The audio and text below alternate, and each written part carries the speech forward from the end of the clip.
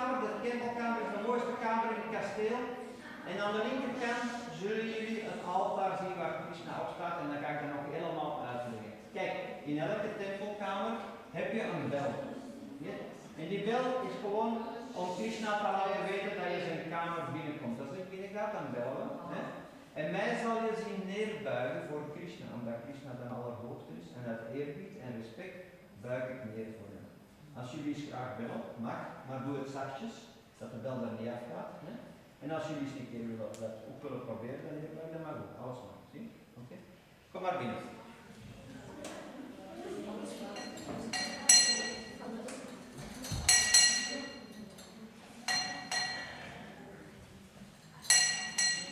Ga maar zitten, je mag hier gaan zitten.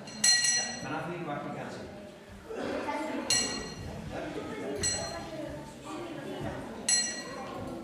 Allemaal maar zitten.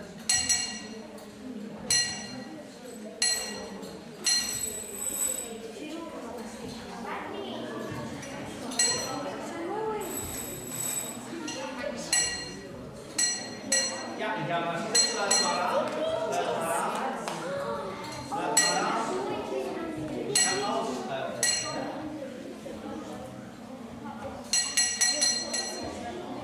Ja, ga maar zitten. Het is vloerverwarming, dus je boek gaat niet koud worden. Doe je het niet?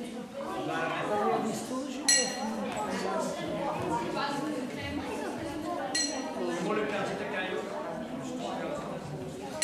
Oké. Ja. Ja. Wacht even, als iedereen is stil. Ja, ga maar zitten. Ja. Mooi gaan zitten. Oké. Nu allemaal stilletjes zijn, dan kan ik. Jij hebt allemaal vragen, hè? Heeft Hare Krishna een broer? Ja. Ja. Krishna heeft een broer. Daar staat hij op het altaar, maar ik zal het uitleggen. Krishna. Maar dat is een expansie van hemzelf, zie je? Dat is zijn broer. Hè? Wij zijn ook allemaal deeltjes van Krishna. Het zijn allemaal deeltjes van Krishna. Oké, hier zijn we in de mooiste kamer van het kasteel. Hier is het altaar. En het altaar bestaat uit 3 luiken. Zie je? Hè? En in elk luik staat een andere vorm van Krishna. In het midden staat Krishna zelf, hè, met de fluit. Zie je met de fluit? Ja. En naast hem die vrouwelijke gedaan, had ik uitgelegd, hè? Harry, hè? De liefdes. Had ik nog niet uitgelegd? Ah, dat heb ik vergeten, ga ik aan u uitleggen. Kijk, soms vraagt, wie vroeg dat er straks? Is Krishna nu een man of een vrouw? Iemand vroeg dat, hè? Ja, ga dat antwoorden, hè? Ik ga een hint geven, jullie mogen raden, is Krishna man of vrouw? Wat denken jullie? Ja, jij werd juist. Allebei. Want, ik zal uitleggen waarom. Krishna, alles is in Krishna aanwezig. Hè? Zowel de mannelijke als de vrouwelijke energie. We spreken dan van energieën, niet zo van geslacht. Mannelijke en vrouwelijke energie. Alles zit in Krishna aanwezig. Maar, de liefdesenergie die Krishna bezit, die plaatst hij buiten zichzelf in een vrouwelijke persoon. Een vrouwelijke gedaante naast Krishna. En dat is de personificatie van de liefdesenergie. Dat is de liefde van Krishna in een persoon. Zie je? Want Krishna is voldaan in zichzelf. Hij is volledig. Maar toch scheidt hij de liefdesenergie van zich af om een relatie te kunnen hebben. Want met 2 is dat altijd leuker dan alleen, toch? Ja. Als je alleen iets doet, kan ook leuk zijn. Maar met 2 is het toch altijd leuk. Dus Krishna maakt van zichzelf 2. En dat is dan voor meer plezier te hebben. Beide, Hari en Krishna, zijn samen het goddelijke. Want Hari die komt uit Krishna. Beide zijn zij hetzelfde. Dus de een komt uit de ander. Begrijp je het? Ja? Oké, ik ga het eerst uitleg doen en dan mogen jullie nog vragen stellen. 6 uur, hè? Dat gaat snel, hè? Aan de rechterkant zie je Krishna en zijn broer.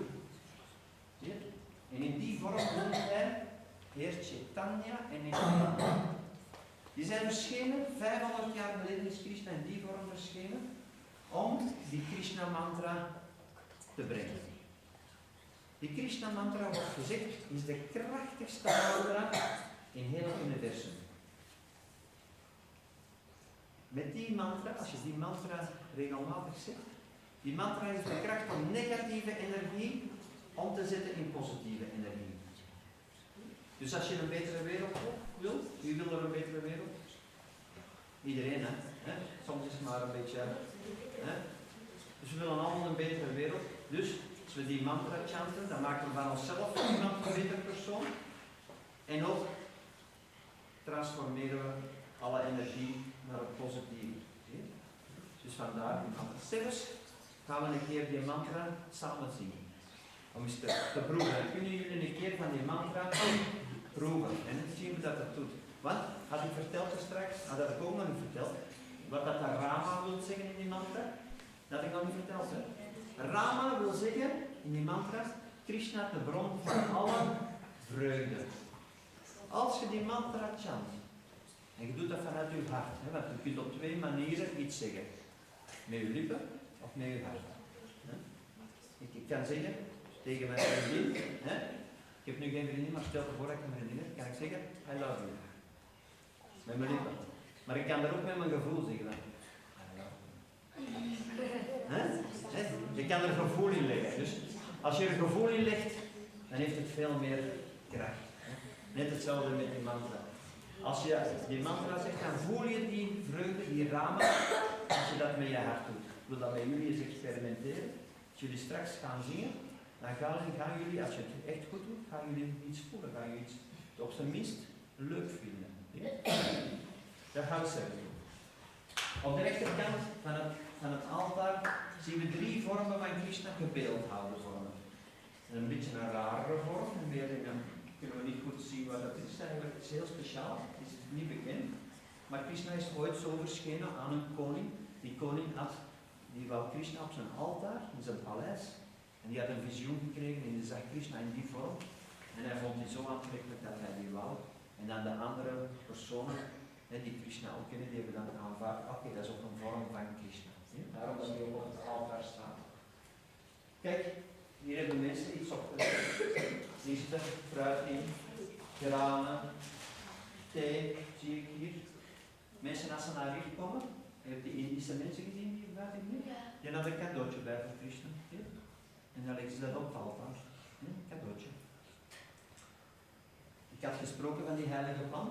Kijk, die staat hier ook op het altaar met dat groene jurkje aan. Zie je het? Kleine plantjes, die worden nu niet groot. Zie jullie ook die 2 koetjes? Die koetjes? Hoe lang duurt dat dat je die kleren aan Dat ga ik nog uitleggen. Is goed? Ik ga het er nog uitleggen. Je bent melden voor. De koetjes. De koe is in India een heilig dier. Dat mag op straat rondlopen. Iedereen gaat er maar opzij. Weten jullie waarom dat de koe heilig is? Omdat je maat krijgt? Ja, weer al bingo. Een klas vol slimme kinderen, zeg. Omdat een koe melk geeft. Maar dan kan je zeggen van, waarom is de geit dan niet heilig? Want die geeft ook melk. Of een paard, een merk, die geeft ook melk. Waarom is die dan niet heilig? Omdat Krishna voor de koe gekozen heeft, omdat hij veel melk geeft. Die geeft melk voor het kalf en voor de mens. Eerst voor het kalf en dan pas voor de mens. Maar in dit geval is het een andere reden waarom dat de koe heilig is.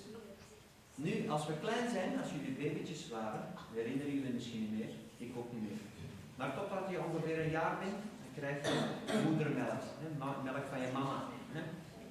Maar na een jaartje schakelt mama over naar andere melk. Meestal koemelk of een andere melk. Maar koemelk, in India koemelk. En de moeder, die koe wordt daarom gezien als een tweede moeder. Zie? Omdat ze ons verder voedt met melk. Daarom is ze een tweede moeder. En daarom is ze heilig, want onze moeder is voor ons heilig.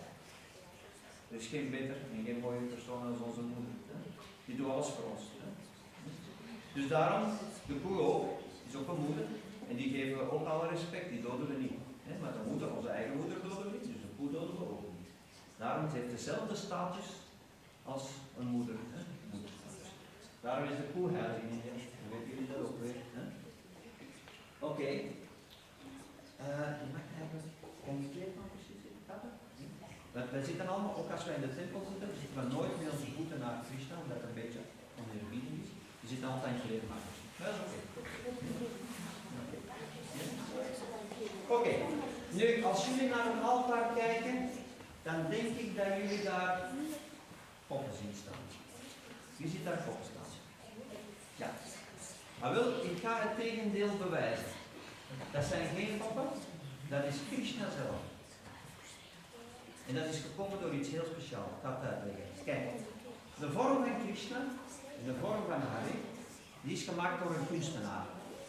Hoe dat Krishna beschreven wordt in de Vedas. En die heeft die vorm gemaakt.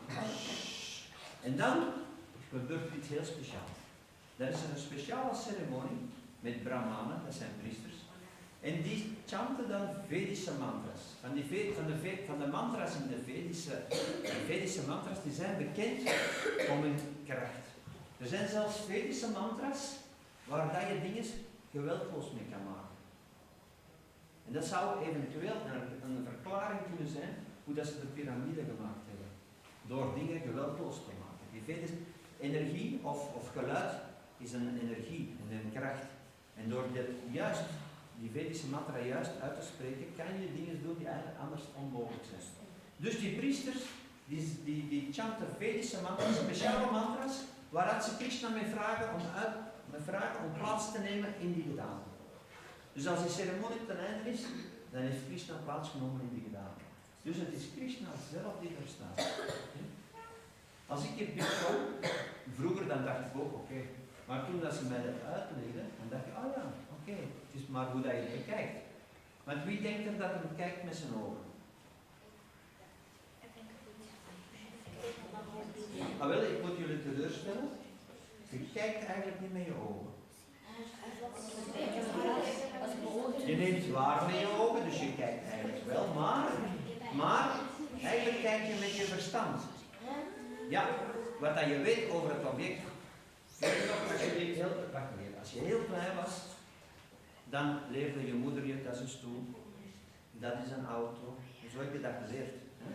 Je koppelt daar iets aan en dan kan je zien, dat in die manier zien. Net op dezelfde manier, als je dan weet dat er een ceremonie is geweest waar Krishna mee gevraagd is om plaats te nemen, dan is Krishna daar aanwezig. En dan krijgt de tempelkamer of het altaar een heel andere dimensie. Je hebt een vraag. Maar als je kan kijken met je verstand, hoe komt het dat ik niet blind ben? Ja, natuurlijk. Dat is een goede vraag. Dat is een goede vraag. Natuurlijk, de informatie komt binnen via je ogen. Maar zelfs iemand die blind is, die gebruikt zijn zintuigen om iets te voelen. En daar heb je ook verstand van. Dus stel je voor dat je het verstand uitschakelt, dan gaat je nooit kunnen definiëren wat dat is. Dus je ziet niet alleen met je ogen, eigenlijk zie je ook met je handen. Iemand die blind is, die voelt.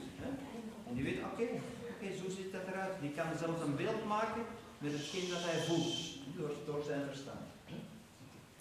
Oké, dan gaan we verder. Dus, dan is het niet zo gek. Als er poppen zijn, dan is het een beetje gek dat we die mooi aankleden, dat we die water geven, want daar staan waterbekertjes. En 's middags, als ons eten gekookt wordt, dan komt dat eerst naar boven in speciale borden voor Krishna. En dan wordt het voedsel eerst aan Krishna geofferd. Net zoals in de kerk. In de kerk, de priester die neemt de hostie en die offert die eerst aan God. Die staat symbool voor brood. En dan pas, als die geofferd is aan God, dan gaat hij die uitdelen. Net hetzelfde. Wij offeren eerst ons voedsel aan Krishna. Maar je kan niet alle voedsel offeren. Je kan alleen maar plantaardig voedsel offeren. Dus wij zijn allemaal vegetariërs. Je kan geen dieren offeren aan Krishna. Waarom niet? Omdat Krishna er niet van houdt dat we andere levende wezens pijn doen. En je vraagt nog even wat zegt dan?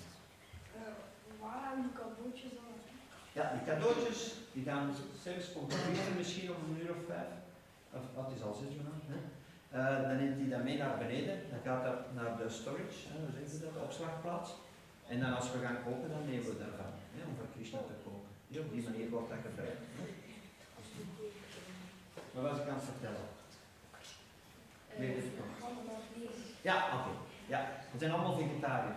Niet omdat we speciaal willen zijn, maar omdat we weten dat Krishna, die er niet van houdt, dat we iemand pijn doen. Ja? Als je vlees eet, dan moet je daar een dier voor doden. Wij zelf niet, hè? Dat doen we niet. Niemand zou dat kunnen. Wie heeft er een huisdier? Zou je dat huisdier kunnen dooddoen? Nee. Maar met een dier dat we niet kennen, hè, dan kunnen we dat nog niet, maar dan laten we dat doen door de slachtoffers. Maar eigenlijk is dat niet juist. Hè? Onze huisdieren waar we dan heel veel van houden, dan gaan we eigenlijk discrimineren. Hè? Dan gaan we zeggen, dat dier, dat is mijn vriend, en dat dier, nee, dat mag dood. Dat is discriminatie. Dat klopt niet. Hè? Alle dieren zijn gelijk, alle mensen zijn gelijk. Hè? Daarom dat wij Krishna alleen maar plantaardig voedsel offeren. Waarom? Een mens en een dier hebben alle twee een zenuwstelsel. Weet je wat een zenuwstelsel is? Daar kan je pijn mee voelen. Of iets leuk ook. Hè? Als ik het zo doe, dat is leuk, maar als ik nijp, dan doet dat pijn. Doordat er zenuwen lopen in heel ons lichaam, zodat we iets kunnen voelen. En een dier heeft dat ook. Dus een dier kan dezelfde pijn voelen als een mens. Trap maar eens op de poot van je kat of je hond. Nee, bij jou ook. Waarom wil ik zeggen? Hè? Dan gaat die hond. Dan heeft hij pijn. Dan heeft hij pijn. Dan geeft hij stil, net voor 5 minuutjes. En dan, dus daarom dat Krishna zegt, je kan nooit groeien in liefde als er eerst geen respect is. Dus je kan nooit, stel je voor ik wil je vriend worden, hè? We zijn vrienden, we kennen elkaar goed, maar ik respecteer je niet. Jij doet iets en ik vind dat maar niks. Of ik respecteer niet wie dat je bent. Hè? Dan ga je niet echt vrienden worden. Hè? Eerst moet er respect zijn voordat je vrienden kan worden.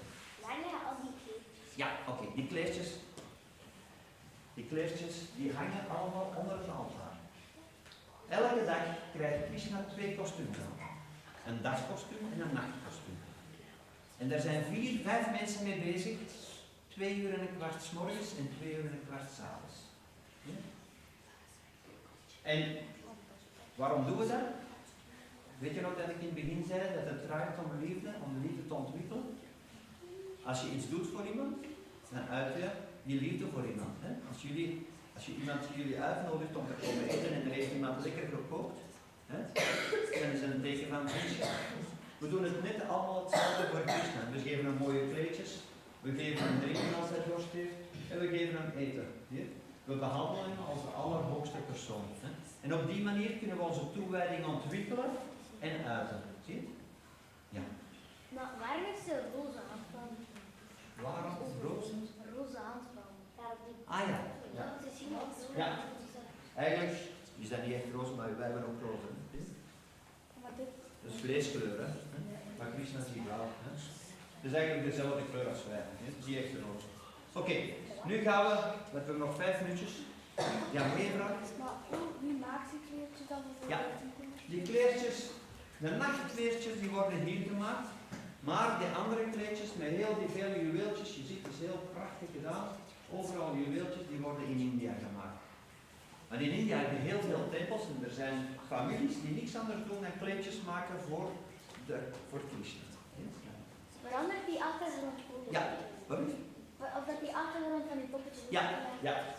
Het zijn geen poppetjes, dat is Krishna. Maar de achtergrond verandert mee met de kledij. Zie je het? Oké, nu gaan we een keer zingen. We gaan een keer die mantra samen zingen. En ik ben eens benieuwd of dat jullie de vorige groep overtreffen. Want de vorige groep die was maar heel stil. Maar ja, die waren nog stemmen. En jullie zijn van? Zulte. Oké, Zulte kan weer. Oké. Ik ga de mantra een keer zien. Kijk, zo lijkt hij een klein beetje onoverzichtelijk. Maar ik zal hem een beetje uitleggen. Kijk, je ziet 2 keer Hare Krishna. Luister een keer. En dan Krishna apart, 2 keer. En Hare apart. 2 keer Hare Rama samen. En Rama apart en Hare apart. Kijk, Krishna is hier geschreven op zijn Sanskriet. Kijk, die zijn 3 puntjes. Als er in het Sanskriet een puntje onder een R staat, dan moet je daarna een I uitspreken. Dan krijg je dan Krishna. Als er een puntje onder de S staat, dan wordt dat een sh. Krish. En een puntje onder de N, dan wordt die N nasaal. Dat wil zeggen dat we dan spreken die meer uit van de keel. En dan versterken die een beetje. Dus Krishna. Krishna. Ga je oefenen. Ik ga het voorzeggen en jullie zeggen mijn naam. Hare Krishna. Hare Krishna. Ah ja, dat is al direct volume. Ik voel het verschil al met ons. Hare Krishna. Hare Krishna.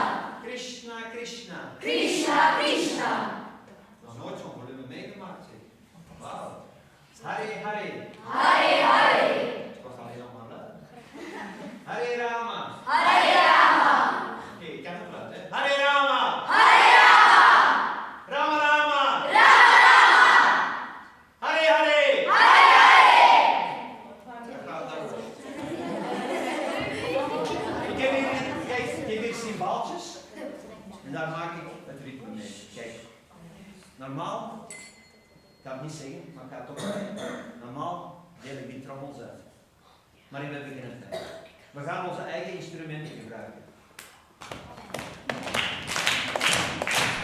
Kijk, het staat gesproken, want anders kan de stem er niet bovenuit gaan. Maar wacht even. We gaan eerst zittend zingen en dan heb ik een surprise voor jullie. Dan gaan we, zoals met een game, naar het volgende level. Dan kan het zelfs zeggen, oké? We gaan eerst, kijk, ik geef het ritme aan, 1, 2, 3. En dan zing ik zelf een keertje voor, dat je hoort hoe dat het melodietje is. En dan zingen jullie maar samen met mij mee, oké? Ik zal het eerst eventjes voor. Dan weet je hoe dat het een beetje gaat. Kijk, dit zet ik dicht tegen mijn vinger. Hier ook dicht tegen mijn vinger. Hou ik dat vast. Slaag ik er half op met de vingers gesloten. En dan laat ik los. En dan krijg je dat effect. Zie je? Oké, ik ga beginnen. Ik ga het eerst voorzien, hè. Dat doe ik. Hare Krishna, Krishna Krishna, Hare Hare, Hare Rama, Rama Rama, Hare Hare. Met z'n allen, ja. Hare Krishna, Krishna Krishna, Hare Hare, Hare Rama, Rama Rama, Hare Hare. Hare Krishna, Krishna Krishna, Hare Hare, Hare Rama, Rama Rama, Hare Hare. Nu nog één keer met de volumeknop op 10. Oké. Hare Krishna, Krishna Krishna, Hare Hare, Hare Rama, Rama Rama, Hare Hare. Hare Krishna, Krishna Krishna, Hare Hare, Hare Rama, Rama Rama, Hare Hare. Dat ging heel goed. Nu gaan we naar het volgende level. We gaan allemaal recht staan. Ja, we gaan allemaal recht staan. Ja.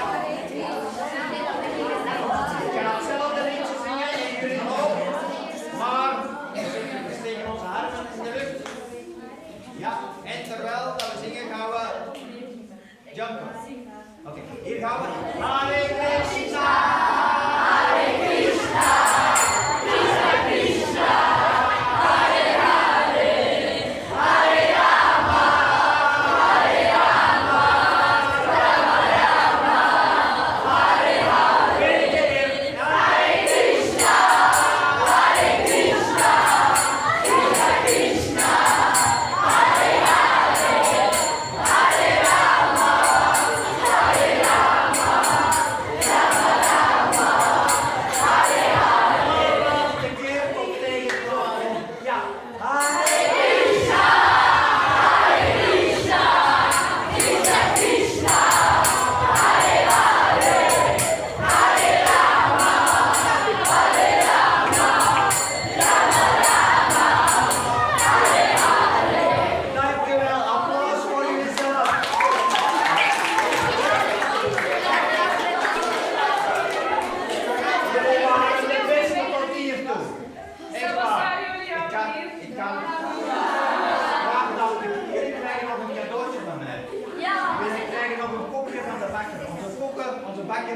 die bakt van die pokkelstoepjes.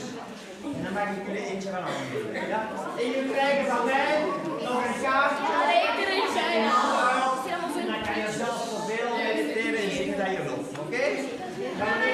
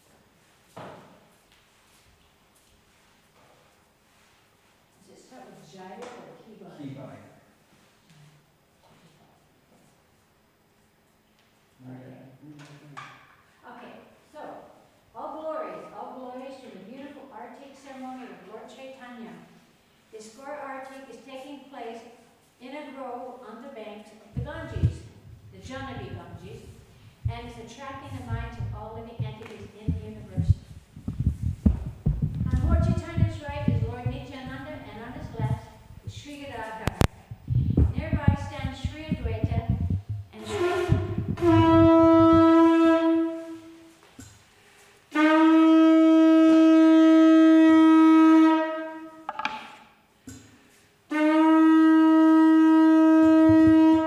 and Srivas Thakur is holding an umbrella over Lord Chaitanya's head.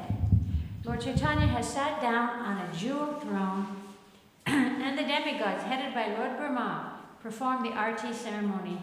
Narahari Sarakar and other devotees of Lord Chaitanya fan him with chamaras, and devotees headed by Sanjaya, Pandit, Mukundadat Vasagosh, and others sing sweet kirtan. Conch shells, bells, and cartels resound, and the mridangas play very sweetly. This kirtan music is supremely sweet and relishable to hear. The brilliance of Lord Chaitanya's face conquers millions upon millions of moons, and the garland of forest flowers around his neck shines. Lord Shiva, Shukadeva Goswami, and Narada Muni are all present, and their voices are choked with the great ecstasy of transcendental love. Thus, Thakur Bhakti Vinod envisions the glory of Lord Sri Chaitanya. It's going down. Yeah, it does that. And it's a little bit loud, it's ringing. You make it a little softer.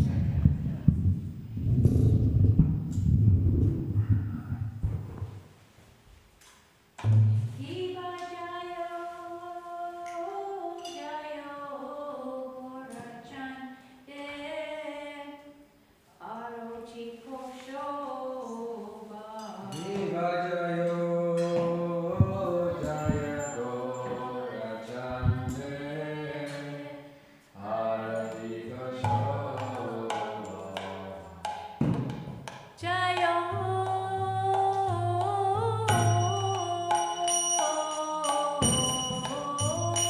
Jayo Gorachande, Aroti Koshoba.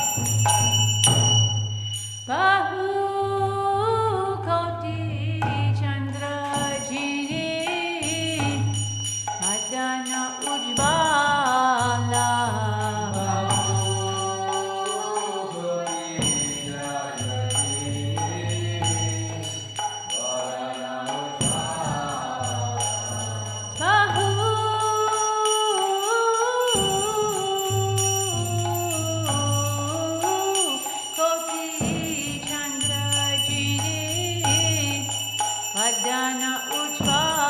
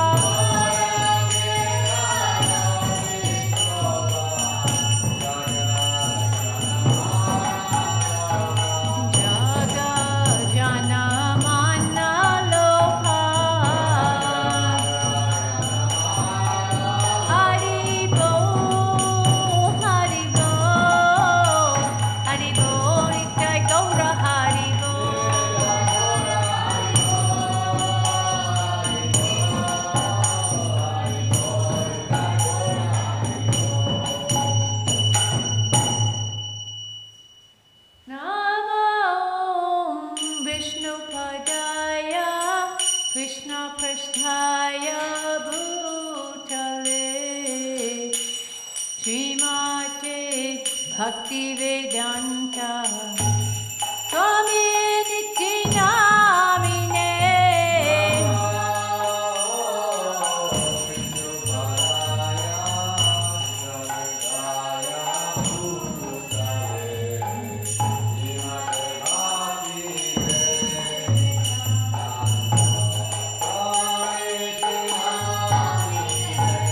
Namaste Saraswati Devi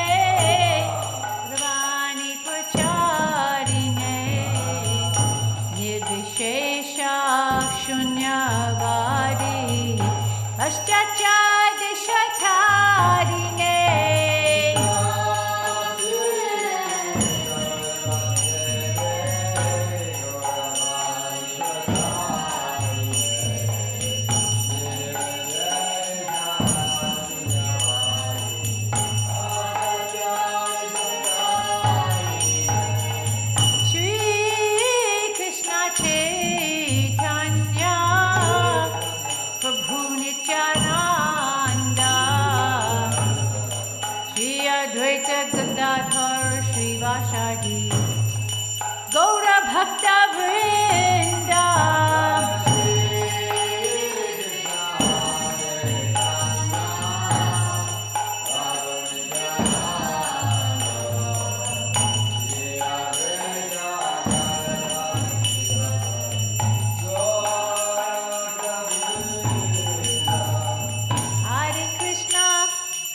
Hare Krishna, Krishna Krishna, Hare Hare, Hare Rama, Rama Rama, Hare Hare.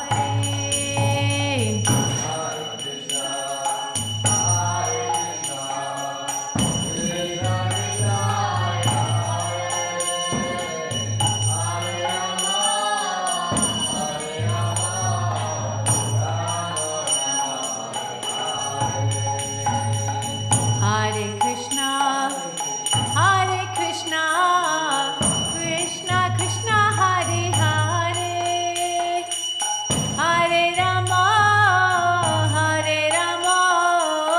Rama Rama, Hare Hare.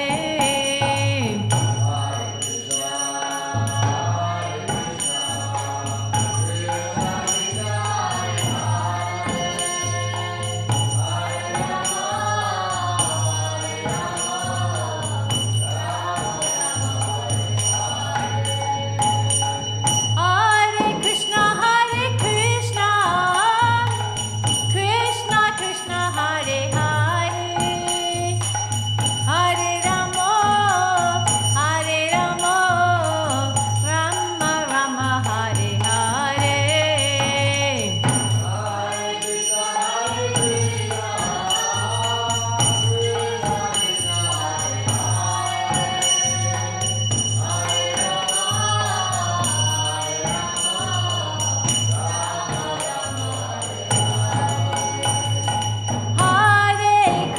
Hare Krishna, Krishna Krishna, Hare Hare, Hare Rama, Rama Rama, Hare Hare.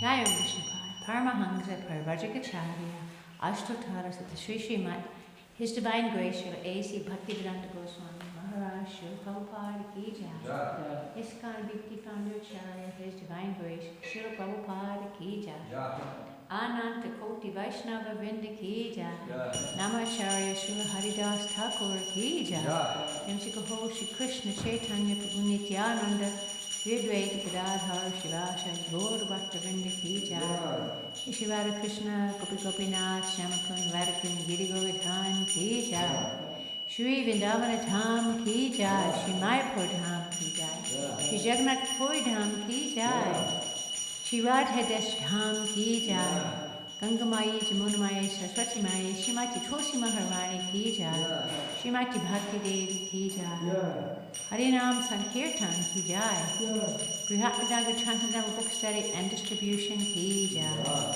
Samaveta Bhakta Vrinda Ki Jai, Gaura Premanandi. All glories to the Sam devotees. All glories to the Sam devotees. All glories to the Sam devotees. All glories to Shri Guru and Shri Gaura. All glories to Shri Prabhupada.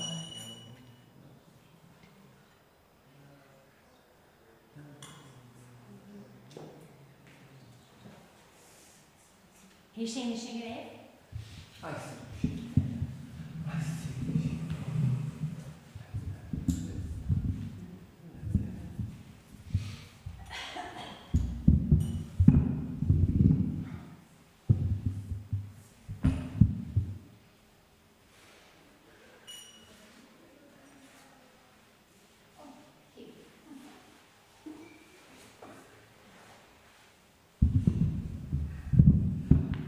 Namaste Narasimhaya.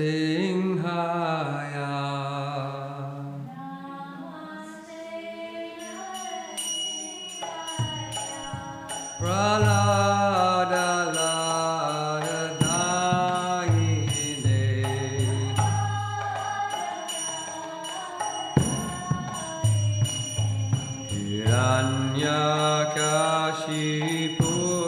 Hiranyakashipurvakshaha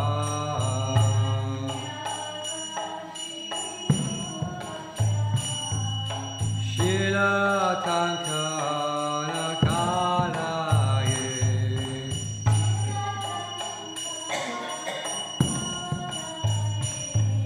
Ito Nishimha Bharato Nishimho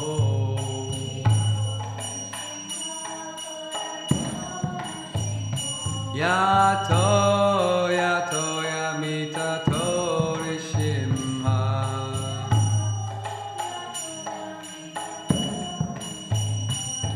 Bahir Nishimho Hridaye Nishimho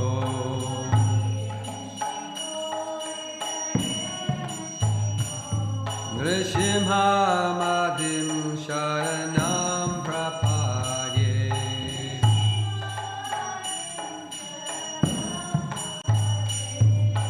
Tavakara Kamalavani Nakamabuta Shingam Dalita Hiranyakashipu Tanubringam Keshavadita Narahari Rupa Jaya Jagadisha Hari Jaya Jagadisha Hare Jaya Jagadisha Hare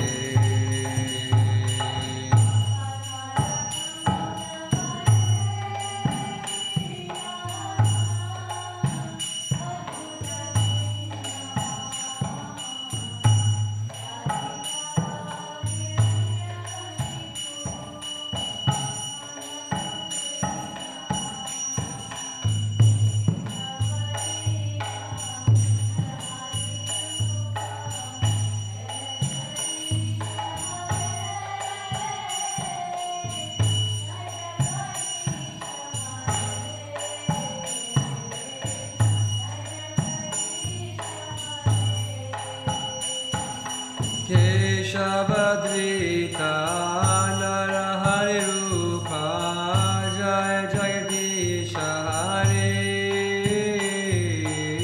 Jaya Jagadisha Hare Jaya Jagadisha Hare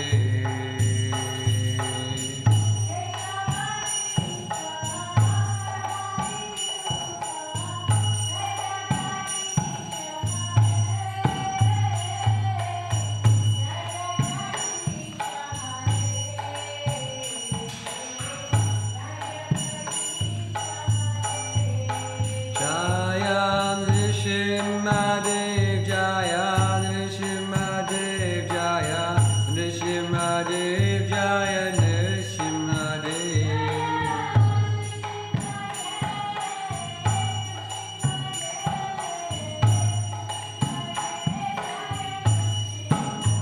Jaya Prahlad Maharaj Jaya Prahlad Maharaj Jaya Prahlad Maharaj Jaya Prahlad Maharaj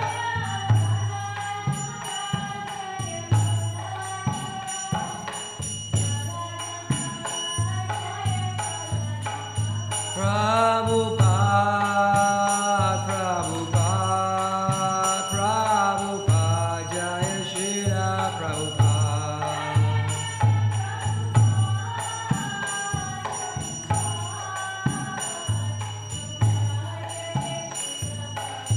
Jaya Jaya Prabhupada Prabhupada Prabhupada Jaya Srila Prabhupada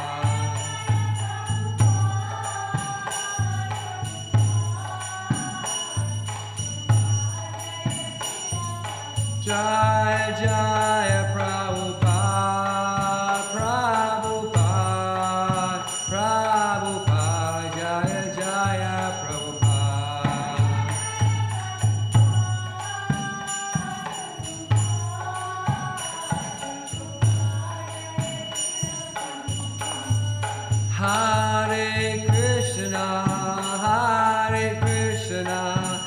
Krishna Krishna Hare Hare Hare Rama Hare Rama Rama Rama Hare Hare Hare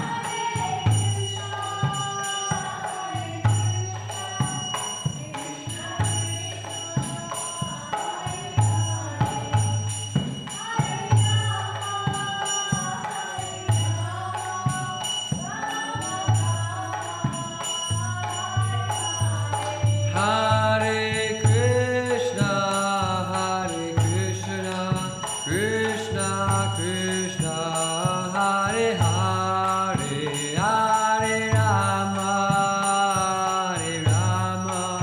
Rama Rama, Hare Hare.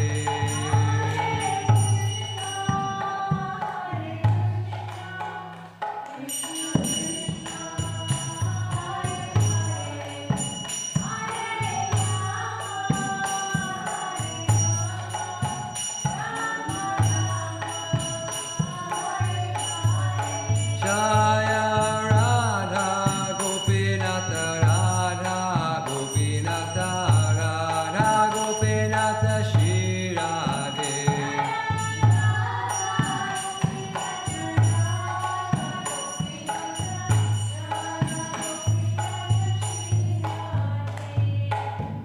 Radha Gopinath Lita Devi Shaki Devi Ki Jai Jagannath Baladev Subhadra Maharani Ki Jai Shishi Gordhai Ki Jai Giri Govardhan Ki Jai Srila Prabhupada Ki Jai.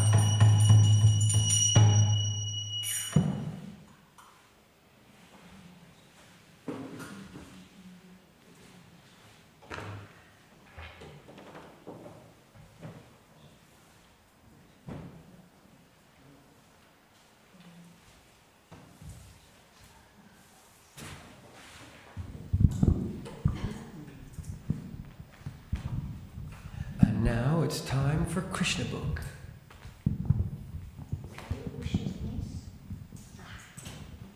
You're going to stay for a while in Radhadesh? Huh? Yes. Awesome. You were in India, weren't you, for a while? They had good time there? Did you know who? No. You know she passed.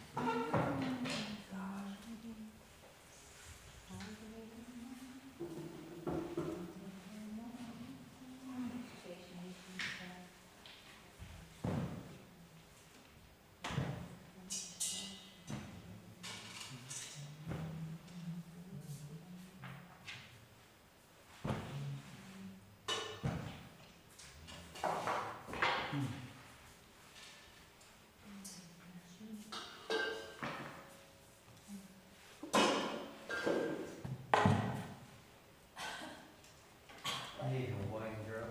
Huh? Krishna Krishna Krishna Krishna Krishna Krishna Hey Krishna Krishna Krishna Krishna Krishna Krishna Krishna Krishna Krishna Krishna Krishna Krishna Hey Krishna Krishna Krishna Krishna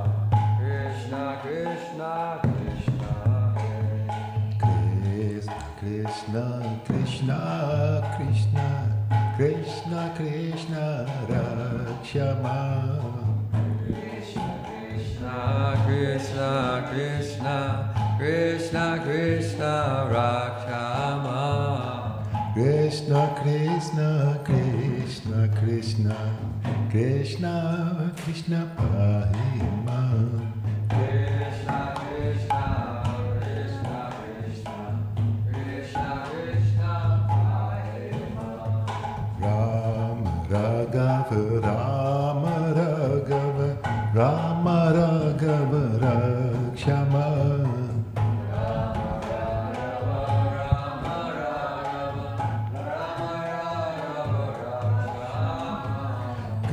Krishna Keshava, Krishna Keshava, Krishna Keshava Pahimam. Krishna Keshava, Krishna Keshava, Krishna Keshava Pahimam. Hare Krishna, Krishna Krishna, Hare Hare, Hare Rama, Hare Rama, Rama Rama, Hare Hare, Hare Krishna, Krishna Krishna, Hare Hare, Hare Rama, Hare Rama, Rama Rama, Hare Hare. Jaya Prabhupada, Jaya Prabhupada, Prabhupada, Srila Prabhupada, Jaya Prabhupada,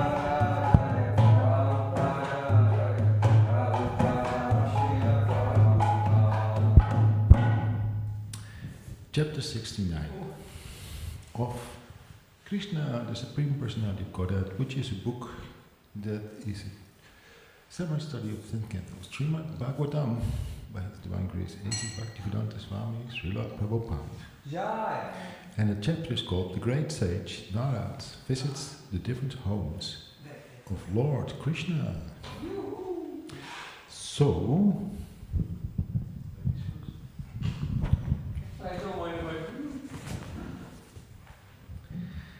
when the great sage Narad heard that Lord Krishna had married 16,000 wives after he had killed the demon Narakasura, sometimes called Bhaumasura, he was astonished that Lord Krishna had expanded himself into 16,000 forms and married these wives simultaneously in different palaces.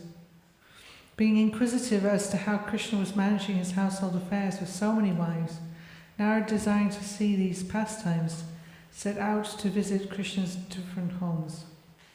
When Narad arrived in Dwarka, he saw gardens and parks full of various flowers of different colours, and also orchards overloaded with a variety of fruits. Beautiful birds were chirping, and peacocks crowed delightfully. There were ponds full of blue and red lotus flowers, and some of these ponds were filled with varieties of lilies. The lakes were full of nice swans and cranes, and the voices of these birds resounded everywhere. In the city there were as many as 900,000 great palaces built of first-class marble, with gates and doors made of silver. The pillars of the houses and the palaces were bedecked with jewels such as touchstone, sapphire and emerald, and the floors gave off a beautiful lustre. The highways, lanes, streets, crossings and marketplaces were all beautifully decorated. The whole city was full of residential homes, assembly houses and temples, all of different architectural beauty. All of this made Dwarka a glowing city. The big avenues, crossings, lanes and streets, and also the thresholds of every residential house were very clean. On both sides of every path there were bushes, and at regular intervals there were large trees that shaded the avenues so that the sunshine would not bother the passers-by. Peacocks crow. I didn't say how did it call crowing? I don't know.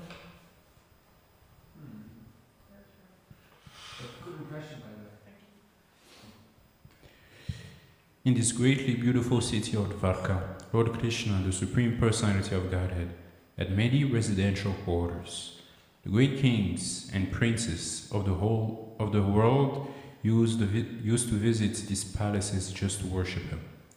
The architectural plans were made personally by Vishvakarma, the engineer of the demigods, and in the construction of the palaces he exhibited all of his talents and ingenuity.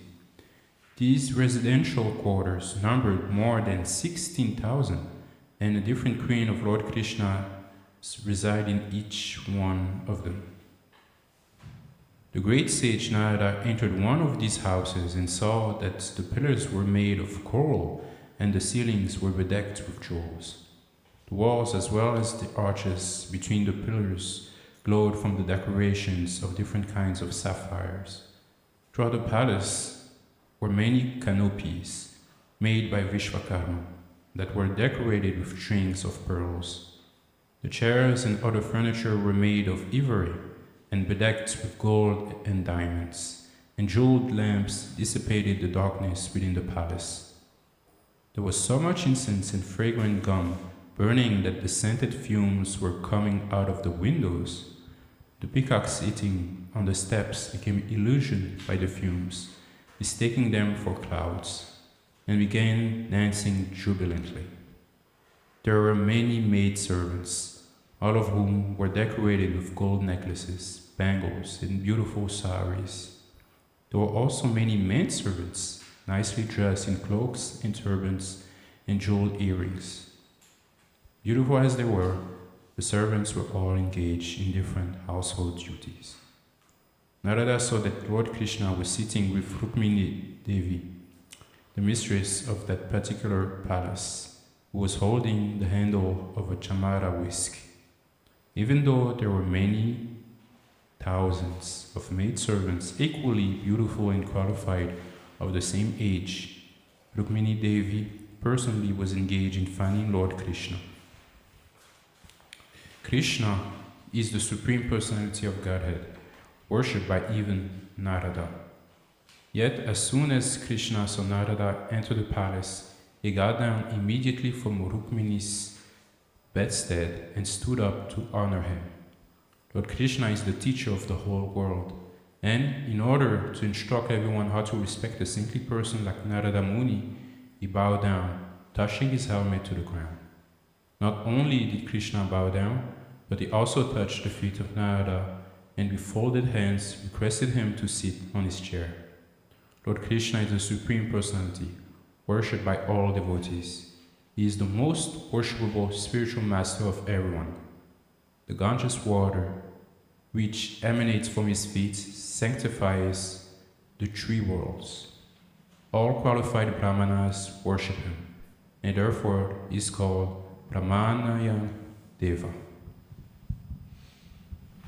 Brahmanaya means one who fully possesses the Brahmanical qualifications, which are said to be as follows: truthfulness, self-control, purity, mastery of the senses, simplicity, full knowledge by practical application, and engagement in devotional service. Lord Krishna possesses all these qualities, and is worshipped by persons who themselves possess such qualities. There are thousands and millions of names of Lord Krishna, Vishnu Sahasrara Nama, and all of them are given to him because of his transcendental qualities.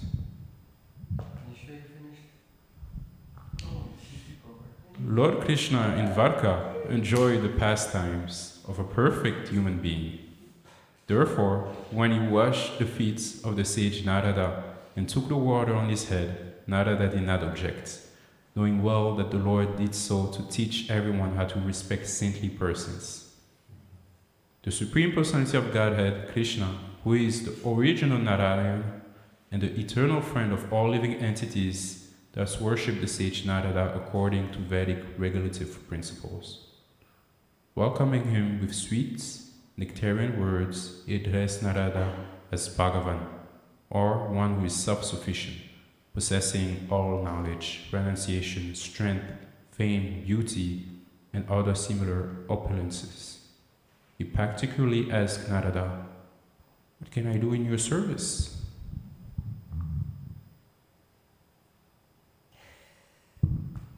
Thank you. Narada replied, "My dear Lord, this kind of behavior by your lordship is not at all astonishing, for you are the Supreme Personality of Godhead and master of all species of living entities. You are the supreme friend of all living entities, but at the same time you are the supreme chastiser of the miscreants and the envious. I know that your lordship has descended to this earth for the proper maintenance of the whole universe. Your appearance, therefore, is not forced by any other agency. By your sweet will only, you agree to appear and disappear. It is my great fortune that I have been able to see you. your lotus feet, be able to see your lotus feet today. Anyone who becomes attached to your lotus feet is elevated to the supreme position of neutrality and is uncontaminated by the material modes of nature. Anyone who becomes attached to the lotus feet is elevated to the supreme position of neutrality. Neutrality. Interesting. One would think a little bit higher than neutrality, but there you go. My Lord, you are unlimited. There is no limit to your opulence. Great demigods like Lord Brahman, Lord Shiva are always busy placing you within their hearts and meditating upon you. The conditioned souls who have now been put into the blind well of material existence can get out of this eternal captivity only by accepting your lotus feet. Thus, you are the only shelter of all conditioned souls. My dear Lord, you have very kindly asked what you can do for me. In answer to this, I simply request that I may not forget your lotus feet at any time. I do not care where I may be, but I pray that I constantly be allowed to remember your lotus feet. So that's approaching the Lord in neutrality. Lord Moon is a little bit more neutrality, isn't he? Oh, keep going. Shut up. Just keep reading. Okay, ask any questions. By asking this benediction from the Lord, the sage Narada showed the ideal prayer for all pure devotees. A pure devotee never asks for any kind of material or spiritual benediction from the Lord. His only prayer is that he may not forget the lotus feet of the Lord in any condition of life. A pure devotee does not care whether he is put into heaven or hell. He is satisfied anywhere, provided he can constantly remember the lotus feet of the Lord. Lord Chaitanya taught this same process in his prayer of his Shastaka, in which he clearly states that all he wanted was devotional service, birth after birth. A pure devotee does not even want to stop the repetition of birth and death. To a pure devotee, it does not matter whether he has taken birth again in various species of life. His only ambition is that not to forget the lotus feet of the Lord in any condition of life.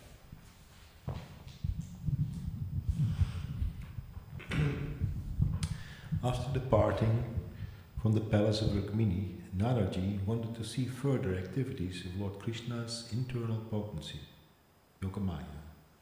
Thus he entered the palace of another queen. There he saw Lord Krishna engaged in playing chess with his dear wife and Uddhava. The Lord immediately got up from his personal seat and invited Narada Muni to sit there. The Lord again worshipped him with as much paraphernalia for the reception as he had used in the palace of Rukmini. After worshipping him properly, Lord Krishna acted as if he did not know what had happened in the palace of Rukmini. He therefore told Narad, "My dear sage, when your holiness comes here, you are full in yourself. Although we are householders and always in need, you do not require anyone's help, for you are self-satisfied. Under the circumstances, what reception can we offer you, and what can we possible give you? Yet, since your holiness is a Brahmana, it's our duty to offer something as far as possible. Therefore, I beg you to please order me. What can I do for you?" Naraji knew everything about the pastimes of the Lord, so without further discussion, he simply left the palace silently, in great astonishment of the Lord's activities. He then entered another palace. This time Naraji saw that Lord Krishna was engaged as an affectionate father, petting his small children. From there he entered another palace and saw Lord Krishna preparing to take his path. So in this way, the same Narad entered each and every one of the 16,000 residential palaces of the queens of Lord Krishna. And in each of them he found Krishna engaged in different ways. In one palace he found Krishna offering obeisances to the sacrifice of fire and performing the ritualistic ceremonies of the Vedas as enjoined for householders. In another place he found Krishna performing Panchajanya sacrifice, which is compulsory for a householder. This yakya is also known as Panchasuna. Knowing or unknowingly, everyone, especially the householder, commits 5 kinds of sinful acts. When we receive water from a water pitcher, we kill many germs that are in it. And similarly, when we use a grinding machine or eat food, we kill many germs. When we sweep a floor or igniting a fire, we kill many germs. And when we walk on the street, we kill many ants and other insects. Consciously or unconsciously, in all our different activities, we are killing. And therefore it is incumbent, do I say it correctly? Huh? What does it mean? It's like a burden that you have to carry. Okay. It is incumbent upon every householder to perform the Panchasuna sacrifice to rid himself of the reactions to such sinful activities. I was going to look it up and check if I did it right. I probably didn't do it right. So the Lord asked Ardmuni, what can I do for you? And Ardmuni just kind of walked away from the house. Yes. What can I do for you? And then walked away. Without saying, I'm fine, Lord, thanks for asking. I'm also right. Just walked away and melted into the background. It's odd, isn't it? Bit odd. What does it say? Rights, obligation, duty. Okay. Cash the value 1. Googled 1 as well.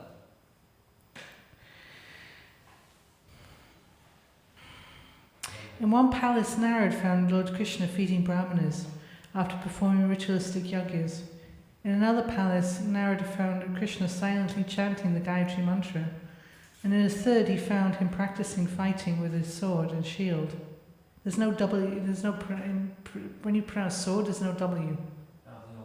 You drop the W. Sword. It's not sword, it's sword. I know. In some palaces, Lord Krishna was found riding on horses, elephants or chariots, and wandering hither and thither. Elsewhere he was found lying down on his bedstead taking rest, and somewhere else he was found sitting on his chair, being praised by the prayers of his different devotees. In some of the palaces he was found consulting with ministers like Uddhava on important matters of business. In one palace he was found surrounded by many young society girls, enjoying in a swimming pool. In another palace he was found giving well-decorated cows in charity to the brahmanas. And in another palace he was found hearing the narrations of the Puranas and of histories such as the Mahabharata, which are supplementary scriptures for disseminating Vedic knowledge to common people by narrating important instances in the history of the universe. Somewhere Lord Krishna was found enjoying the company of a particular wife by exchanging joking words with her. Somewhere else he was found engaged with his wife in religious ritualistic functions. Since it is necessary for householders to increase their financial assets for various expenditures, Krishna was found somewhere engaged in matters of economic development. Somewhere else he was found enjoying family life according to the regulatory principles of the Shastras. In one palace he was found sitting in meditation as if concentrating his mind on the Supreme Personality of Godhead, who is beyond these material universes. Meditation, as recommended in authorized scripture, is meant for concentrating one's mind on the Supreme Personality of Godhead, Vishnu. Lord Krishna is himself the original Vishnu, but because he played the part of a human being, he taught us definitely by his personal behavior what is meant by meditation. Somewhere Lord Krishna was found satisfying elderly superiors by supplying things they needed. Somewhere else Naradaji found that Lord Krishna was engaged in discussing topics of fighting, and somewhere else in making peace with enemies. Somewhere Lord Krishna was found discussing the ultimate auspicious activities for the entire human society with his elder brother Lord Balaram. Narad saw Lord Krishna engaged in getting his sons and daughters married with suitable brides and bridegrooms in due course of time, and the marriage ceremonies were being performed with great pomp. In one palace the Lord was found bidding farewell to his daughters, and in another he was found receiving a daughter-in-law. People throughout the whole city were astonished to see such pomp and ceremonies. So in one palace he's playing chess with the queen and Uddhava. And in another palace he's getting advice from Uddhava and other councilmen. So it seems that Uddhava is also. Oh, that's interesting. Also Unless he's running around. maybe he is running from about string theory.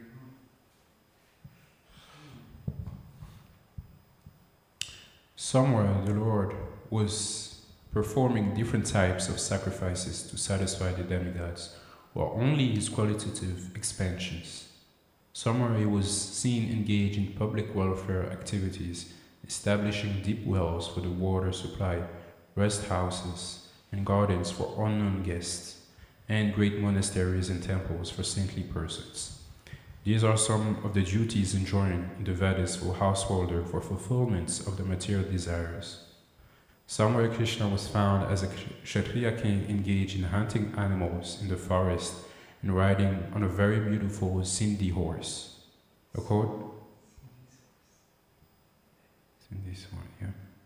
According to Vedic regulations, the Kshatriyas were allowed to kill prescribed animals on certain occasions, either to maintain peace in the forest or to offer the animals in the sacrificial fire. Kshatriyas are allowed to practice this killing art because they have to kill their enemies mercilessly to maintain peace in society.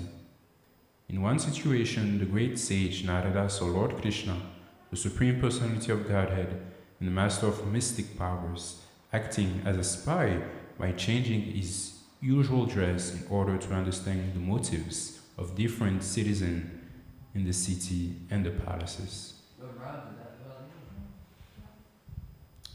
Saint Narada saw all these activities of the Lord, who is the supersoul of all living entities, but who played the role of an ordinary human being to manifest the activities of his internal potency. Smiling within himself, Narada addressed the Lord as follows: My dear Lord of all mystic powers, object of the meditation of great mystics, the extent of your mystic power is certainly inconceivable, even to mystics like Lord Brahma and Lord Shiva. But by your mercy, because of my being always engaged in the transcendental loving service of your lotus feet, your Lordship has very kindly revealed to me the action of your eternal potency. My dear Lord, you are worshipable by all and demigods and predominating deities of all 14 planetary systems are completely aware of your transcendental fame. Now, please give me your blessings so that I may be able to travel all over the universes singing the glories of your transcendental activities. The Supreme Personality of Godhead, Lord Krishna, replied to Narada, Thank you.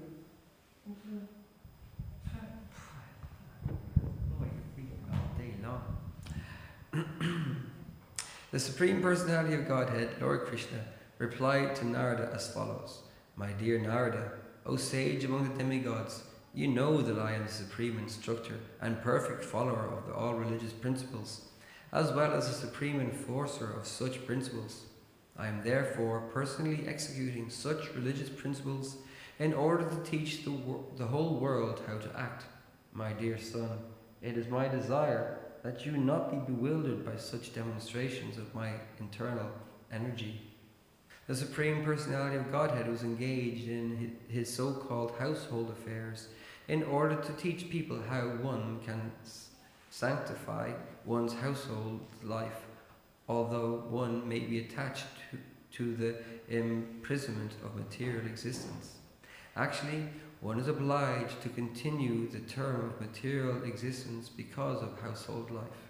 But the Lord, being very kind upon householders, demonstrated the path of sanctifying ordinary household life. Because Krishna is the center of all activities, the life of a Krishna-conscious householder is transcendental to Vedic injunctions and is automatically sanctified.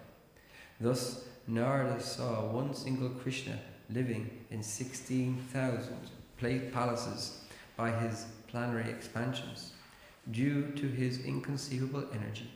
He was visible in the palace of each and every individual queen.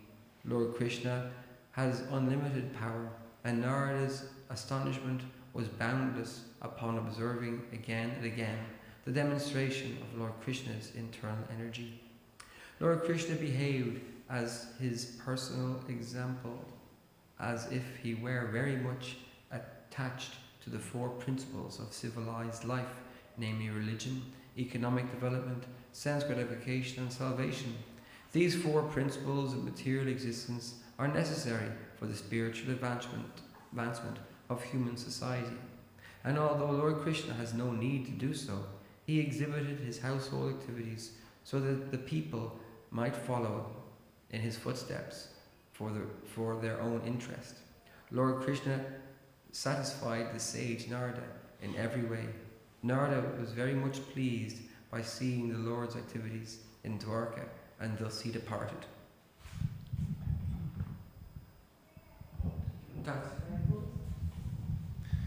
In narrating the activities of Lord Krishna in Dwarka, Sukadeva Goswami explained to King Parikshit how Lord Krishna, the Supreme Personality of Godhead, descends to this material universe by the agency of his internal potency and personal exhibits the principles which, if followed, can lead one to achieve the ultimate goal of life.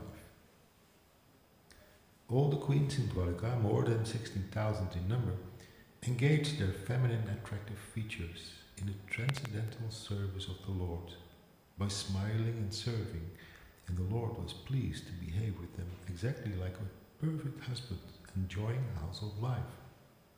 One should know definitely that such pastimes cannot be performed by anyone but Lord Sri Krishna, who is the original cause of the creation, maintenance and dissolution of the whole cosmic manifestation. Anyone who attentively hears the narration of the Lord's pastimes in Dwarka or supports a preacher of the Krishna conscious movement will certainly find it very easy to traverse the path of liberation and taste the nectar of the lotus feet of Lord Krishna, and thus he will engage in Lord Krishna's devotional service. Thus ends the Bhaktivinoda purport of the 69th chapter of Krishna. The great sage Narad visits the different homes of Lord Krishna. Chapter 70. Lord Krishna's daily activities. From the Vedic mantras we learn that the Supreme Personality of Godhead has nothing to do. Natasya karanya karanam chavidyate. But if the Supreme Lord has nothing to do, how can we speak of the activities of the Supreme Lord? From the previous chapter it is clear that no one can act the way of Lord Krishna, the way that Lord Krishna does. We should clearly know this fact. The activities of the Lord should be followed, but they cannot be imitated. For example, Krishna's ideal life of a householder can be followed, but if one wants to imitate Krishna by expanding into many forms, that is not possible. We should always remember, therefore, that Lord Krishna, although playing the part of a human being, simultaneously maintains the position of the Supreme Personality of Godhead. We can follow Lord Krishna's dealings with his wife as ordinary human being, but his dealings with more than 16,000 wives at once, one time, cannot be imitated.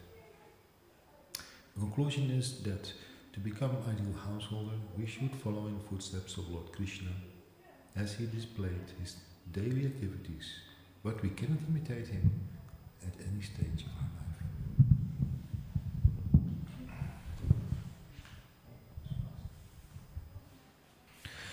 Lord Krishna used to lie down with his 16,000 wives, but he would also rise from bed very early in the morning, 3 hours before sunrise.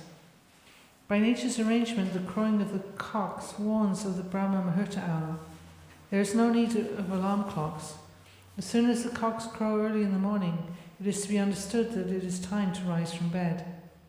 Hearing that sound, Krishna would get up from bed, but his rising early was not very much to the liking of his wives. The wives of Krishna were so much attached to him that they would lie in bed embracing him. And as soon as the cocks crowed, Krishna's wives would be very sorry and would immediately condemn the crowing.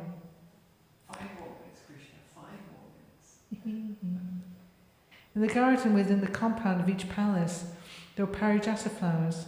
The parijata is not an artificial flower. We remember that Krishna brought the parijata trees from heaven and implanted them in all his palaces. Early in the morning, a mild breeze would carry the aroma of the parijata flower, and Krishna would smell it just after rising from bed. Due to this aroma, the honeybees would begin their humming vibration, and the birds also would begin their sweet chirping sounds. Altogether, it would sound like the singing of professional chanters engaged in offering prayers to Krishna. Although Srimati Rukmini Devi, the first queen of Lord Krishna, knew that Brahma Muhurta is the most auspicious time of the entire day, she would feel disgusted at the appearance of Brahma Muhurta because she was not very happy to have Krishna leave her side in bed. Krishna feels like that sometimes. Despite Srimati Rukmini Devi's disgust, Lord Krishna would immediately get up from bed exactly on the appearance of Brahma Muhurta. An ideal householder should learn from the behaviour of Lord Krishna how to rise early in the morning, however comfortably he may be lying in bed embraced by his wife. Oh, you embraced by your wife? Hey, I get up and the crack of dawn every morning without fail. No. Definitely. All three of them. After rising from bed, Lord Krishna would wash his mouth, hands, and feet and would immediately sit down and meditate on himself. This does not mean, however, that we should also sit down and meditate on ourselves. We have to meditate upon Krishna, Radha Krishna. That is real meditation. Krishna is Krishna himself. Therefore, he was teaching us that Brahma Muhurta should be utilized for meditation on Radha Krishna. By such meditation, Krishna would feel very much satisfied, and similarly will also feel transcendently pleased and satisfied.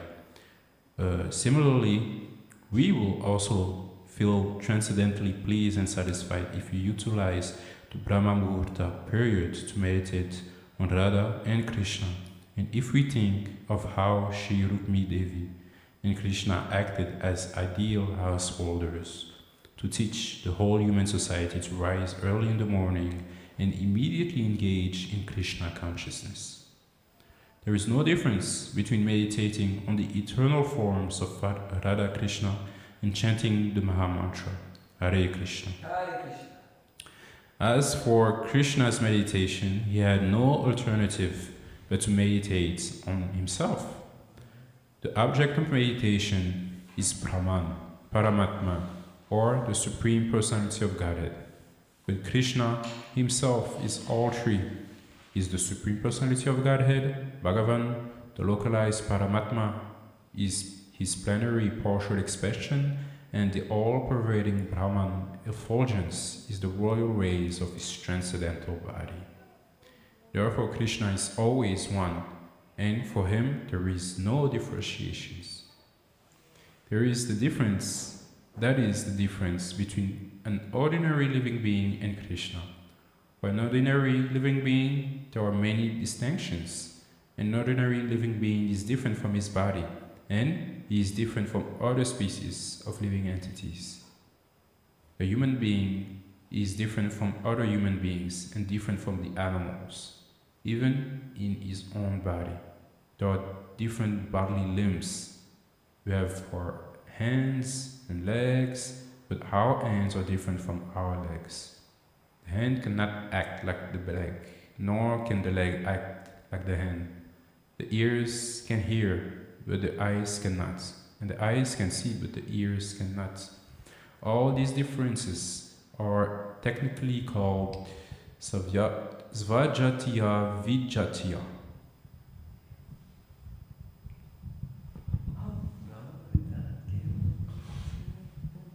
The bodily limitations whereby one part of... I was going to say something.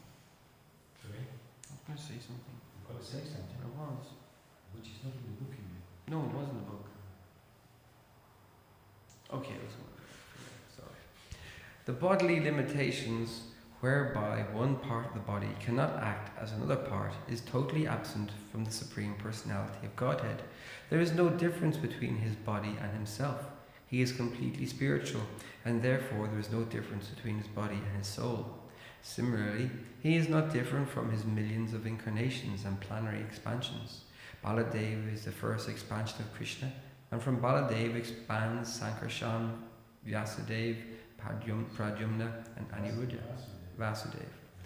From Sankarshan there is the expansion of Narayan, and from Narayan is the second quadruple expansions of Sankarshan, Vasudev, Pradyumna, and Aniruddha. So there's two Pradyumnas and Aniruddhas. Well, there's more than that. Oh, okay, what we're talking about. There's a lot of things happening. Krishna has many incarnations such as Lord Nrsimha, Lord Boar, Lord Fish, and Lord Tortoise. But there is no difference between Krishna's original two-handed form, like that of a human being, and these incarnations of gigantic animal forms. Nor is there any difference between the action of one part of his body and that of another. His hands can act as his legs, his eyes can act as his ears, and his nose can act as another part of his body. Krishna's smelling and eating and hearing are all the same. We limited living entities have to use a particular part of a body for a particular purpose, but there is no such distinction for Krishna. In the Brahma Samhita it is said, Agyani yasya sakalendriya viti manti. I should have sang that. Krishna can perform the activities of one limb with another limb. So, by analytical study of Krishna and his person, it is concluded that he is the complete whole. When he meditates, therefore, he meditates on himself. Self-meditation by ordinary men, designated in Sanskrit as soham, is simply imitation. Krishna may meditate on himself because he is a complete whole, but we cannot imitate him and meditate on ourselves. Our body is a designation superimposed upon ourself, the soul. Krishna's body is not a designation. Krishna's body is also Krishna. There is no existence of anything foreign in Krishna. Therefore, whatever there is in Krishna is also Krishna. He is, therefore, the supreme, indestructible, complete existence, or the supreme truth. Krishna's existence is not relative existence. Everything else but Krishna is a relative truth. But Krishna is the supreme, absolute truth. Krishna does not depend on anything but himself for his existence. Our existence, however, is relative. For example, only when there's the light of the sun, the moon, or electricity are we able to see. Our seeing, therefore, is relative, and the light of the sun and the moon and the electricity is also relative. They are called illuminating only because we see them as such. But dependence and relativity do not exist in Krishna. His activities are not dependent on anyone else's appreciation, nor does he depend on anyone's help. He is beyond the existence of limited time and space, and because he is transcendental to time and space, he cannot be covered by the illusion of Maya, whose activities are limited. In the Vedic literature, we find that the Supreme Personality of Godhead has multipotencies. It's just a fly. It is probably one of his potencies. Since all such potencies are manifestations from him, there is no difference between him and his potencies. Certain philosophers say, however, that when Krishna comes, he accepts a material body. But even if it's accepted that when he comes to the material world, he accepts a material body, it should be concluded also that because the material energy is not different from him, this body does not act materially. In Bhagavad Gita it is said, therefore, that he appears by his own internal potency, Atma Maya. Krishna is called Supreme Brahman because he is the cause of the creation, the cause of maintenance and the cause of dissolution. Lord Brahma, Lord Vishnu and Lord Shiva are different expansions of these material qualities. All these material qualities can act upon the conditioned souls, but there is no such action and reaction upon Krishna. Beyond these qualities are all simultaneously one with and different from him. Krishna himself is simply Satchit Ananda Vigraha, the eternal form of bliss and knowledge. And because of his inconceivable greatness,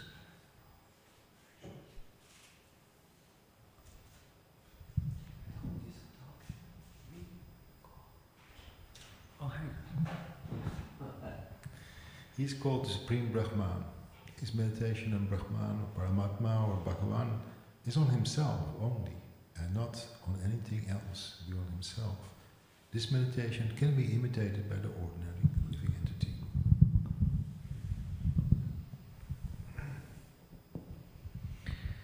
After his meditation, the Lord would regularly bathe early in the morning with clear, sanctified water. Then he would change into fresh clothing, cover himself with a wrapper, and engage in his daily religious functions. Out of his many religious duties, the first was to offer oblations into the sacrificial fire and silently chant the Gayatri Mantra. Lord Krishna, as the ideal householder, executed all the religious functions of a householder without deviation. When the sunrise became visible, the Lord would offer specific prayers to the sun god.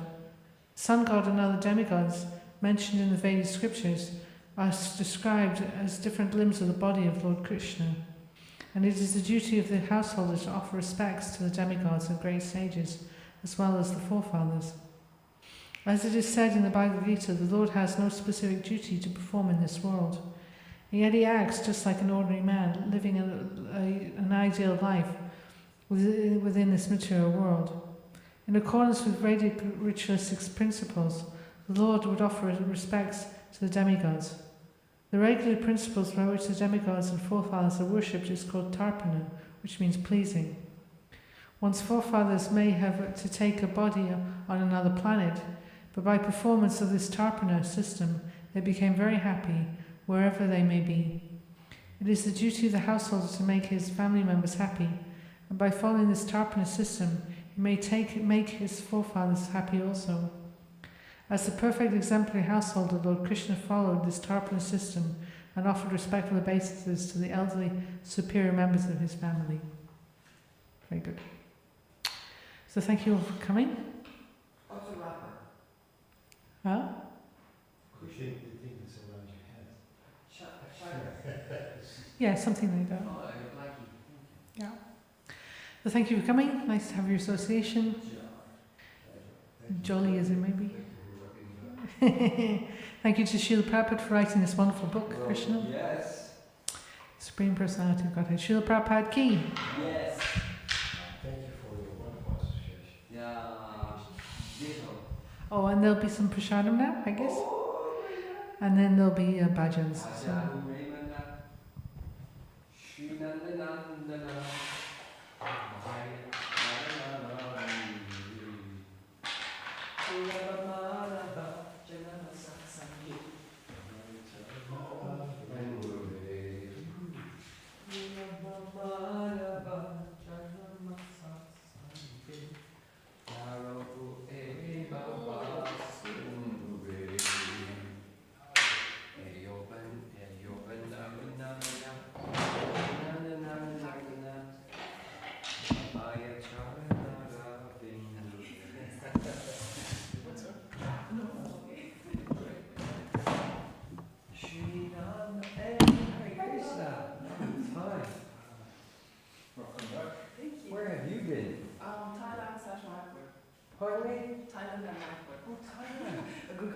Some enjoyment, some spiritual. Oh, yeah. I lived there for 3 years. Where? Teaching down south.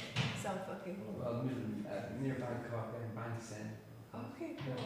We really like them. We like the north the most. Yeah, I went to the north. It's so nice there. Yeah, you were there a lot? We went there, we were there for like 10 days. yeah, it felt like we got like a good taste of Immersion. Yeah.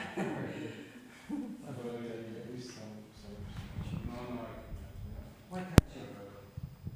When I did it, I'm sure your favorite meal. Sorry? Favorite meal at French fries with red beans. Oh, that was nice. Christian? The red beans stand was also awesome.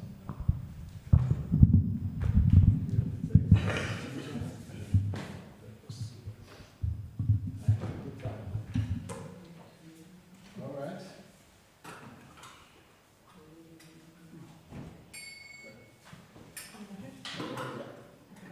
That's all.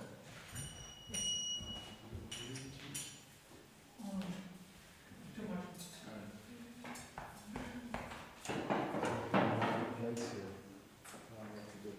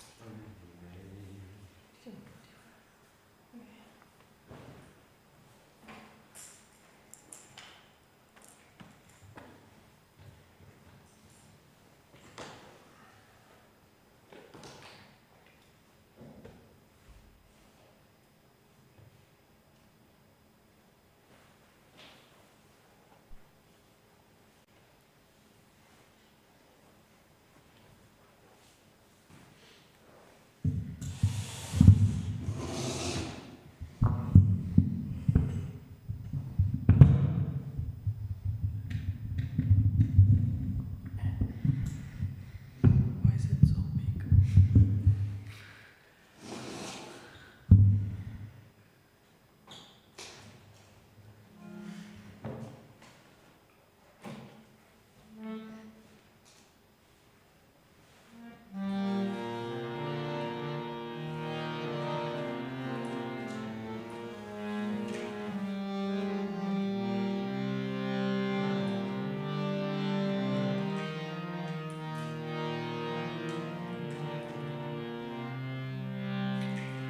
Namaya Vishnu Padaya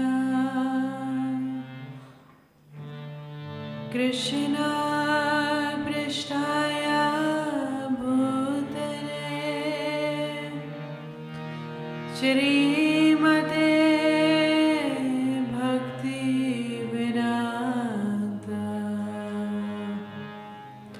Swami Niti Namine Namaste Saraswati Deve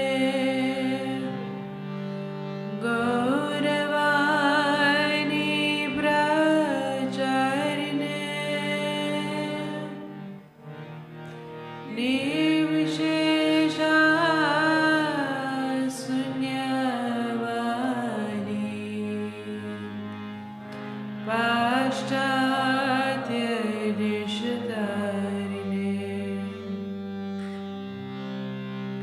Shri Krishna Chaitanya Prabhu Nityananda Shri Advaita Gadadhara Shri Vasadi Gaura Bhakta Vrinda Shri Krishna Chaitanya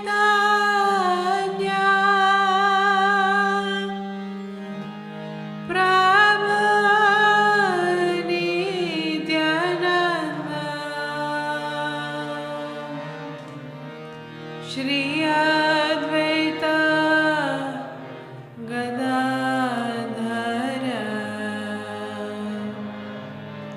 Shri Vasadi Gaura Bhakta Vrinda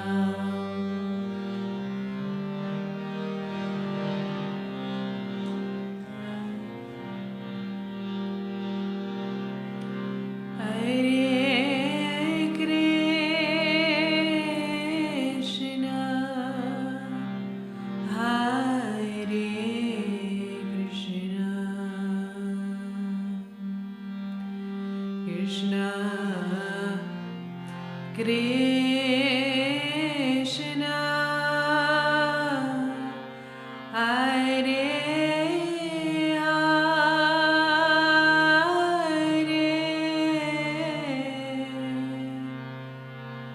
Hare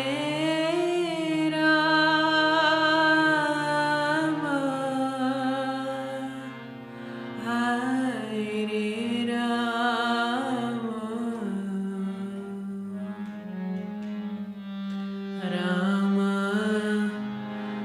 Rama Rama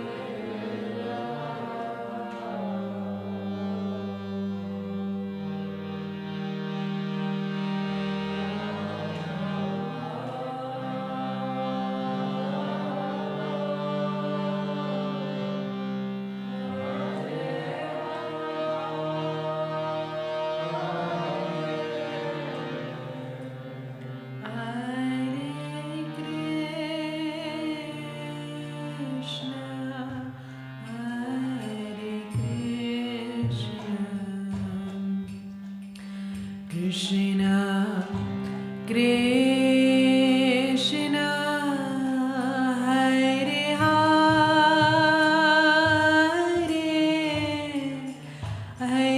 Rama Hare Rama Rama Rama Hare Hare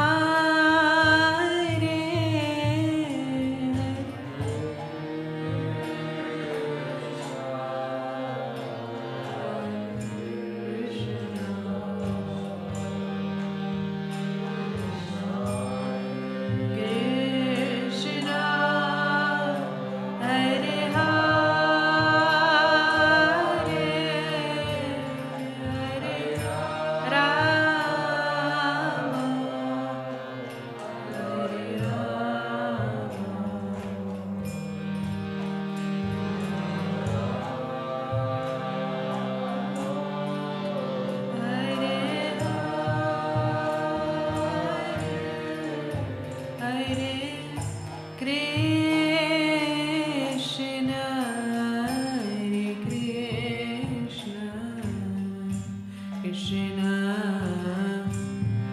Krishna,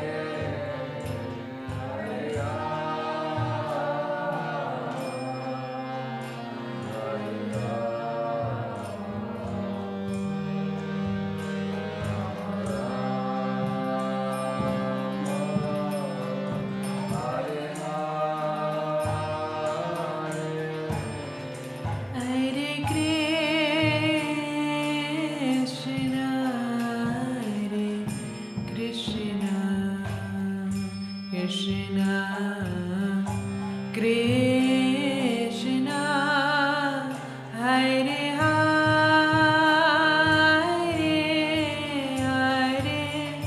Rama, Hare Rama, Rama, Rama, Hare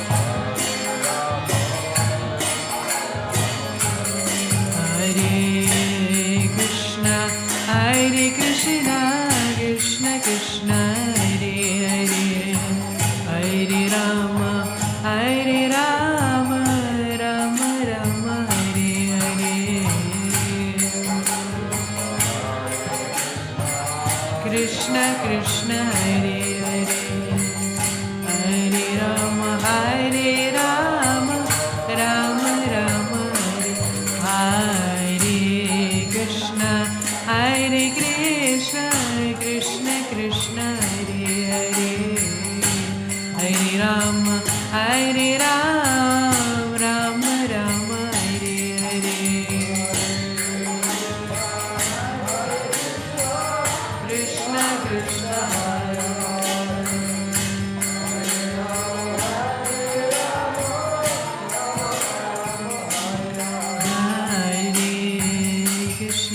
Hare Krishna, Krishna Krishna, Hare Hare, Hare Rama, Hare Rama, Rama Rama, Hare Hare,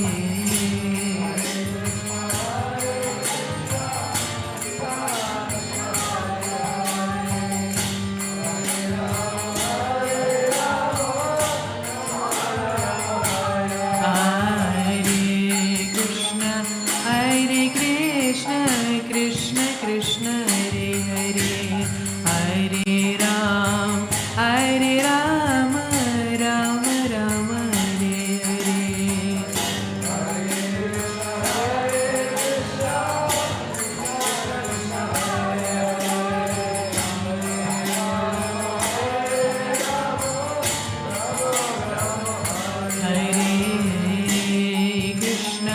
Hare Krishna, Krishna Krishna, Hare Hare, Hare Rama, Hare Rama, Rama Rama, Hare Hare,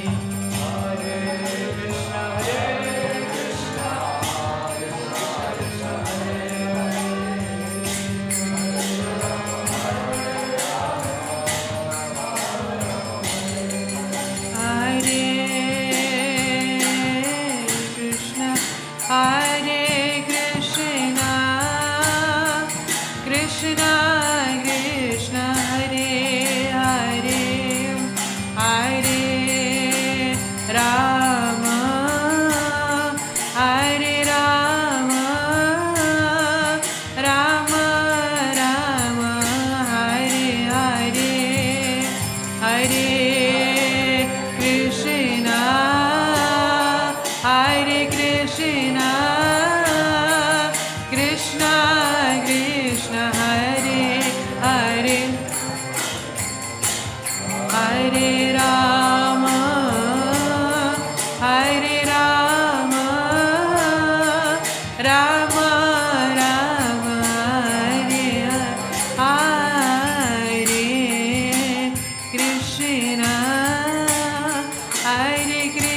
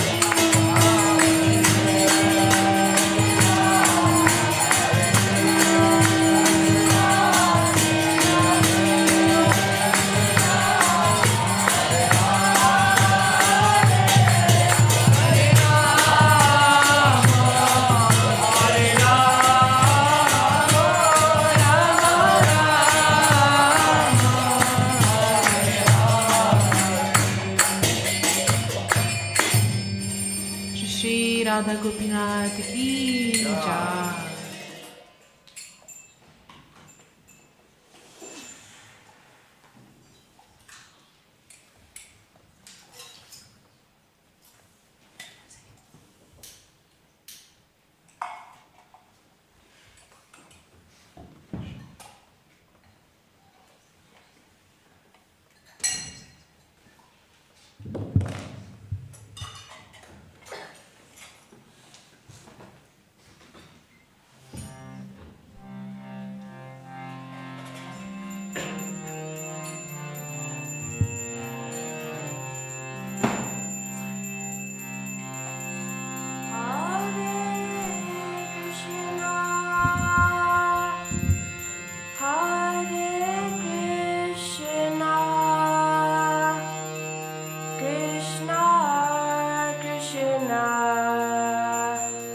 Hare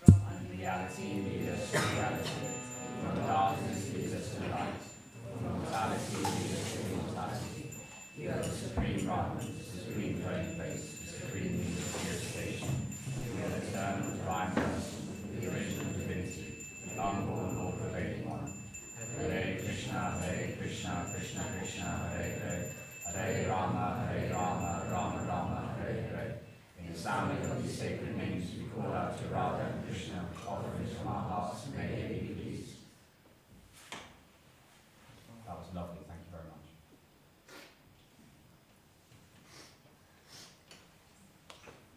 Wonderful. Before leading that kirtan, it's okay, Ash. Before leading that kirtan, Sia told me that her voice is hurting and she would like to lead another day. But when the opportunity came, she engaged herself in service, so selflessly, so that tonight we can close with this beautiful meditative move in front of the beautiful altar. And this morning we spoke about how the mantra, the secret and hidden meaning behind it is, please engage me in service. And I think throughout the day I saw each of you in some way or another helping each other out, giving each other encouragement or being supportive. And you could see that starting the day with that beautiful mood set the tone for the rest of the day, and such ended the day with such a beautiful mood as well. So thank you to each and every one of you for being so supportive and encouraging throughout a long, tiring day. And thank you so much, Sia, for closing it and putting such a beautiful full stop on it. Thank you. Tomorrow, so on that note, as Prem said yesterday, we need to make sure that we get enough rest, because tomorrow is a full day in Brussels, so it's really important that we get all of our rest, teachers included. So what we're going to do is, there is a box, okay, you're going to put your phones in the box in reception on the way up. I will be counting, there will be 55 phones in there, so please don't try and be sneaky and let yourselves down. So phones off, alarms off please, because I don't want any more surprises. And then you are heading straight up to your rooms. No one's allowed out of their rooms. Once we're in our rooms, guys, that's it. You're getting ready for bed. Okay, so your phones are in, and then you're going straight up to your rooms, and then you're getting yourselves ready for bed. There shouldn't be anyone needing to come out the corridors. The only reason you need to come out is to fill your water bottle up, and then you're back in your rooms. Okay, last night we had a lot of people coming in and out for various reasons. We're not having that tonight. Are we all understood, Lancy? Yes. Excellent. Okay. All right, you can make your way in. And just so you guys know, tomorrow's morning we are going to be waking you up at 6 o'clock, because we're going to be trying to come to the. A lot of you raised your hands, you wanted to come, so we're going to be trying to come to the morning program here, and after that we'll be having a quick breakfast and going straight to Brussels. So we have to leave early tomorrow, and there's a lot to do, so please leave your rooms ready to get on the coach to go. You're not going to get time in between breakfast and program to go back to your room, so please come ready. Yeah, you're going to need to pack your bag for the day as you come to breakfast. So basically the first thing you can do is you're going to wake up, you're going to brush your teeth, have a wash if you can. If there's 6 of you in a room, Artur, your room, okay, you're all showering before bed tonight. Yeah, because you can't make it outside. So, guys, if you need to shower tonight, then do it tonight. If you split your room in half, if you split your room in half and half of you go tonight and half of you go in the morning, that's fine. But you figure that out yourselves. But you need to bring your bag ready for the day. Okay, everything you need in it for breakfast, because we're going straight from breakfast onto the bus. We're not going back to our rooms. Okay, so 6 o'clock wake up. You all need to be ready, okay? We're going to come down, we're going to do the morning routine, okay? We're then going to have breakfast, and then we're on the bus. You need to figure out a way to make that work for yourselves, okay? Everybody happy? Okay. All right, phones away, and then straight to your rooms, please. Guys, remember, our beautiful duties have now been put to rest, so we leave respectfully and quietly. Quiet.